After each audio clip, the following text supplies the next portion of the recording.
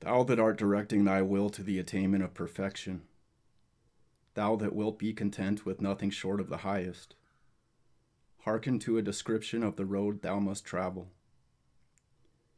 Think not that thou shalt attain in a day the power even to recognize the illusions of sense for what they are.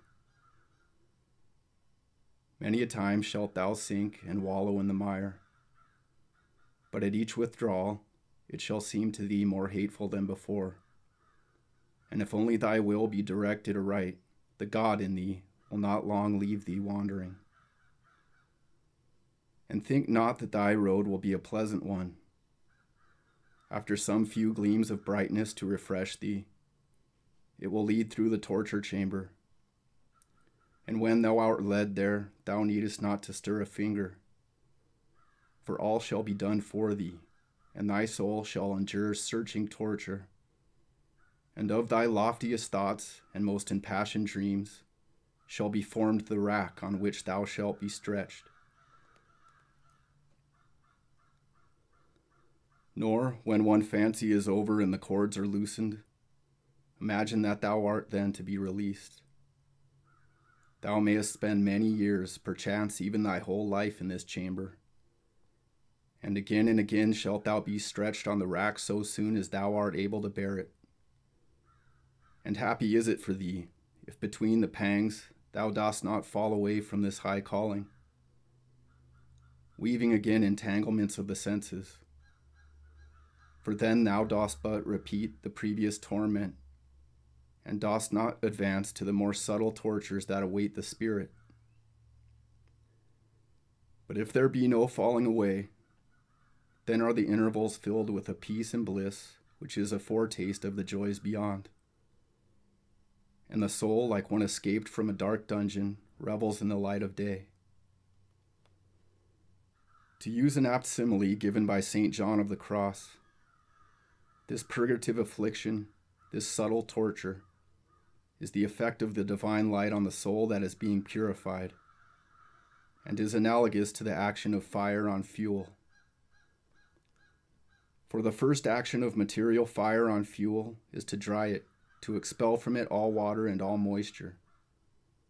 It then blackens it and soils it, and drying it by little and little makes it light, and consumes away its accidental defilements which are contrary to itself. Finally, having heated and set on fire its outward surface, it transforms the whole into itself, and makes it beautiful as itself. Thus fuel, subject to the action of fire, retains neither active nor passive qualities of its own, except bulk and specific weight, and assumes all the qualities of fire. It becomes dry, then it glows, and glowing burns. Luminous, it gives light, and burns much brighter than before. All this is the action of fire. Thus, in the secret chamber of affliction and divine contemplation, is the soul consumed away and transformed. Though few there are who in a single incarnation are strong enough to endure the complete purging.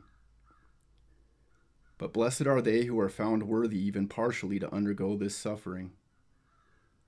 Whom the Lord loveth, he chasteneth, and scourgeth every son whom he receiveth. One of the first great griefs of this dark night of the soul, which may be compared to the drying of the fuel under the action of the fire, is that thou art no longer able to love or admire any of thy former friends, who nevertheless remain well worthy of thy love and admiration.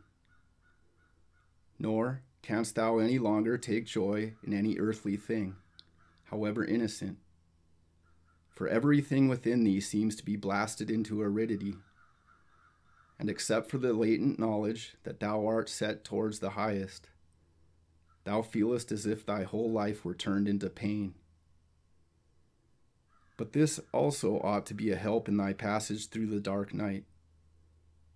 For if thou seest nothing worthy around thee, then shouldst thou the more strenuously set thy soul towards that ideal beauty, that divine wisdom and goodness which already is thy lodestar.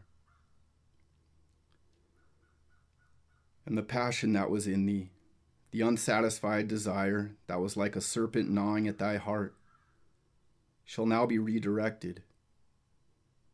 Thou art now set to lift the veil of Isis, not that of any mortal maiden, and thy one and only aim shall henceforth be, call it by what name thou wilt, the mystical marriage of the Hierophant, the at-one-ment of the 7 principles of man, the union of the soul with God. No longer with high-drawn sentimental feelings, no longer with hysterical sobbings, shall the spirit make its presence known, but with a face hard set amidst a world of practical men, thou bearest now within thee the hidden life of which the world knows not, but which is now to thee the only life worth living. And as all strong emotion has come to thee not as a blinding but as a loosening from the chains of sense, so the thoughts of earthly society and companionship that were so sweet are now merged in the desire to be at one with the life of the whole world, in the intense longing that the thought and aspiration of all humanity should become the very pulsations of thy being.